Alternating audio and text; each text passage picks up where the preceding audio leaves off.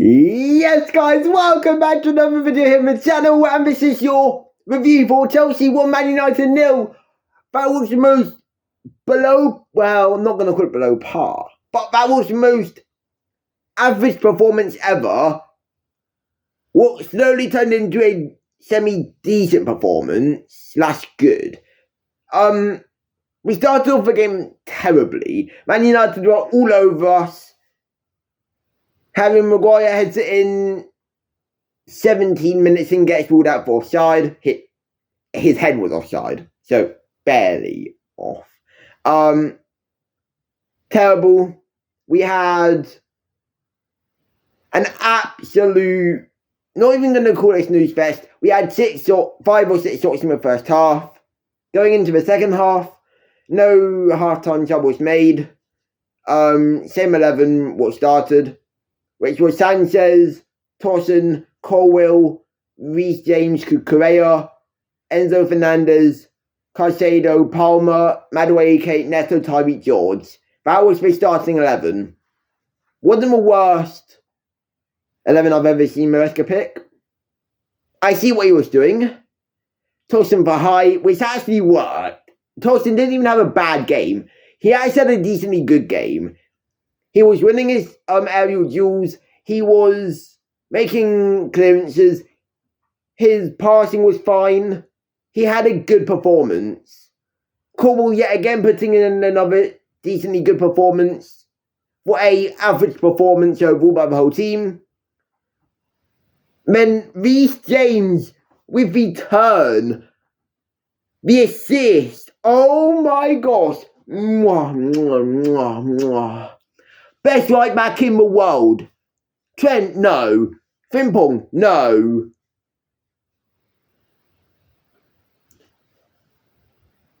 We have the best right back. Timber. Who the fuck is he? Who the fuck is Timber?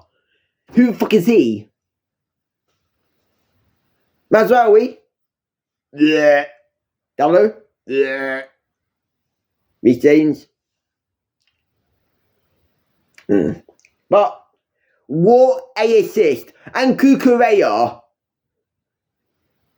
with another goal. 5 Premier League goals in 37 games for Marc Cucurella. Third 5 games, because I think he got benched for 2. But that's 5 goals. That's our highest goal scoring defender this season. Reece James in the first half also had the most beautiful volley. Strikes it perfectly. Hits the post. We also had other opportunities like Madueke missing a sitter in the second half. We were motivated after we scored in the 70th minute. That was the most amazing average performance I've ever seen. Okay? And we're going to go into player performances as well. Don't worry, I'm not going to go with the whole win equals every single player play good mentality, because that wasn't the case. Okay, there was a few stinkers. And me as a Enzo Fernandez fan, I love Enzo Fernandez. He's been amazing most of this season. He's had a few sick games, but doesn't everyone? We had Palmer stink out for 5 months yet. He doesn't get as much, 3 months, but he doesn't get as much as Fernandez did in this one game. So we'll go into that. But that was an average performance. We got the 3 points. Who cares how we performed? Like I said in the Fulham review, it doesn't matter how we play as long as we get the 3 points. But the fact that we had no number 9 this game and beat a team with a number 9 available,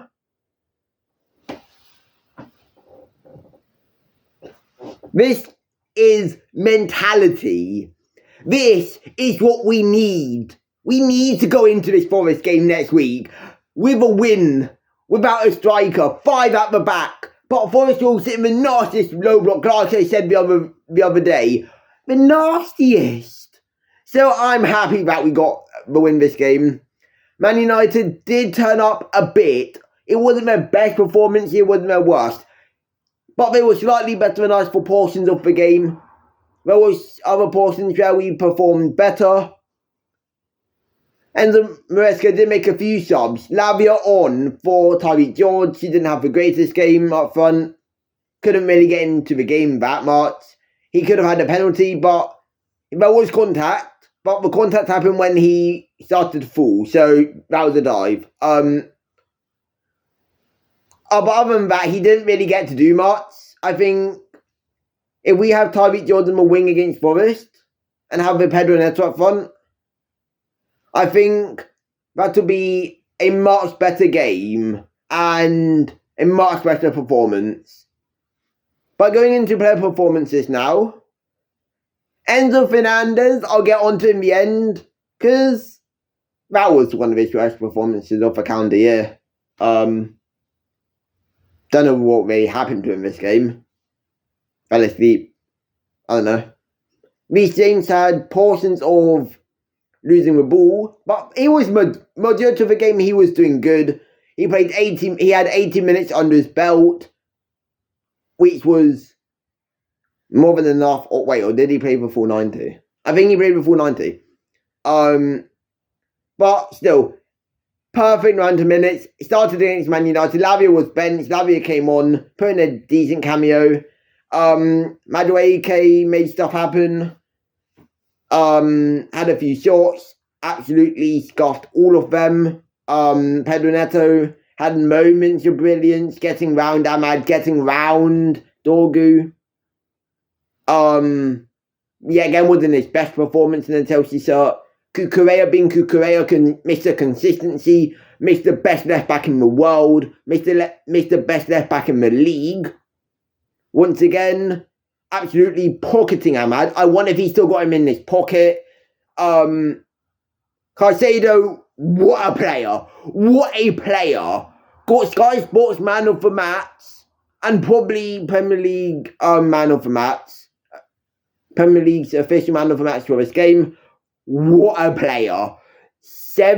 He had around 80 touches that game. He committed the most fouls. He committed the most interceptions in that game alone. What a player. He has so much stamina. It's mentally insane. He doesn't get tired. He doesn't. I was really impressed with Caicedo today. Robert Sanchez had a decent game. He kept us in it. His distribution still needs to work though. They kind of decided to boost it away to Onana a few times. He tried to pass it short, but had a howler, passing it right out of play. He didn't have the best game distribution wise, but he had a good game shot stopping wise.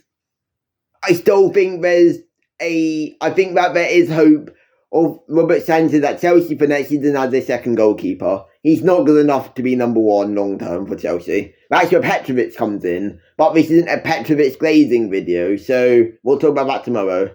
That's actually giving me an idea for a video. Thank myself for that. But yeah, in terms of other performances, Reece James, like I said, top notch. Nearly scored in the first half, got the assist in the second half. Him in the final third, top. Him defensively, top. He was absolutely tracking back like mad. And yes, the right back to do that, but he was tracking back. He was winning most of his ones. Top performance on the ball and off the ball. Reece James also nearly got injured, twisted his ankle in the first half, near the end. Not what we like to see. I think he'll be fine for next week at least, which is a good thing. In terms of other performances, I'd want to say Enzo Maresca's tactical performance or managerial performance this game wasn't bad. It wasn't great. It was decent. I think the players did let him down in terms of actually performing. I don't think this is on Maresca. But I'll say this now. Okay? The fan base on X, the fan base in general, is either so negative or it's just awfully dull. Enzo Fernandez stinker. He's so sick. He's been terrible whole season. He's abominable. He's terrible. He is woeful. Blah, blah, blah. Enzo Fernandez has one bad game in 7 or 8 performances, and you go out and call him woeful. Terrible. Palmer has 3 months of absolute stinkiness. Stunk up the pitch for 3 or 4 months straight. Yeah, no. We'll be back. Palmer. We're like, we'll sign on you again. Now, we don't get that for Enzo Fernandez, guys. Oh, because Palmer had one whole season and a half of consistent top-notch performances. That means 3 months of jack of sittiness. That one penalty against Liverpool, which was also a good performance by Palmer himself, doesn't cover up the fact that he stunk it up this game. He stunk it up against Newcastle. Stunk it up. I don't care what you say. We won with Palmer not actually doing much greatness. Like, he had a few shots what got deflected over. Who gives a fuck about that when he's not even performing? So if we're going to be running Enzo Fernandez agendas when he's been consistent for most of the season, one bad game, everyone attacks him for the apparently sick season he's had. He's not actually been sick, by the way. If you look at his stats, if you actually watch him play most of the games this season, then you'll see he isn't sick. So we need to get this Enzo Fernandez agenda out. He's the one player with most of the agendas. The most. He gets all the agendas. No one even tries to defend him. Okay, I do. And a few others, obviously. But majority of the time it's, he's woeful, he's sick, he's terrible, he's sickening, he's abominable, he's horrible, he's the worst midfielder in the league. He's a slug. His defensive contribution today wasn't even that bad. He won a few tackles. He tried to track back a little bit. Okay, he's not the quickest, but he still does do work defensively. He can do work defensively. He showed that times today. His passing wasn't it today, I agree. His performance wasn't it today, I agree. But to say he's been sick all season, that's a lie. Full lie. But yes, guys, that's going to be the end of this preview. If you guys did go and enjoy, like, subscribe, turn on post notifications, and peace!